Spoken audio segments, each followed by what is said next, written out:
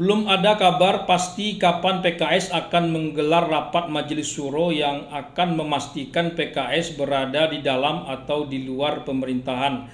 Tapi PAN yang diwakili oleh Viva Yoga Mauladi sudah mengingatkan agar kalau nanti PKS memutuskan berada dalam pemerintahan, bisa satu visi dengan visinya Prabowo Gibran.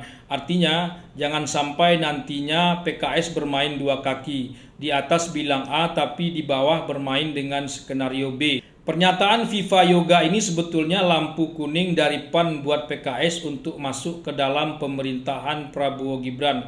Kendati Viva Yoga juga menggarisbawahi bahwa semua kembali lagi pada hak prerogatif Prabowo sebagai presiden terpilih. Sikap berbeda sudah pernah ditunjukkan Partai Gelora yang terkesan memberikan lampu merah buat PKS untuk bergabung ke dalam pemerintahan Prabowo Gibran. Sebetulnya kalau diamati lebih mendalam, lampu merah yang ditunjukkan Partai Gelora itu sama saja dengan lampu kuning yang ditunjukkan oleh PAN. Cara penyampaiannya saja yang berbeda. PKS harus membenahi dulu internalnya sendiri kalau benar-benar ingin bergabung dengan koalisi Prabowo Gibran. Artinya, tak ada bahasa penolakan secara tegas oleh Partai Gelora, dikembalikan lagi kepada PKS itu sendiri. Dan kiranya sikap Prabowo pun akan demikian juga, karena bukan sekali dua kali juga Prabowo bermitra dengan PKS. Prabowo menunggu terlebih dahulu sikap bulat dari PKS itu seperti apa.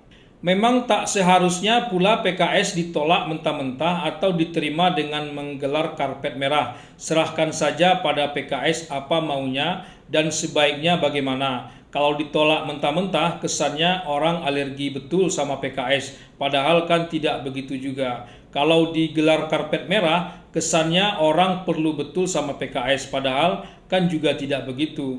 Jadi pihak luar tak perlu ambil pusing, serahkan saja kepada PKS secara bulat-bulat. Bukan mustahil, PKS-nya sendiri yang pusing untuk memutuskan. Antara elit PKS yang ingin masuk ke dalam pemerintahan dan elit PKS yang ingin tetap berada di luar pemerintahan akan terlihat lebih real bertarung di internal PKS sendiri. Belum lagi di tingkat kader dan simpatisan yang sudah dapat dibaca justru menginginkan berada di luar pemerintahan. Jadi tanpa ditolak pun sudah banyak dari dalam internal PKS itu sendiri yang menolak. Dan tanpa digelar karpet merah pun sudah ada juga pihak dari internal PKS itu sendiri yang berjuang ingin masuk ke dalam pemerintahan. Artinya faksi keadilan dan faksi kesejahteraan itu tak sepenuhnya hilang dari internal PKS meski sudah berdiri Partai Gelora yang dulunya dianggap sebagai faksi kesejahteraan.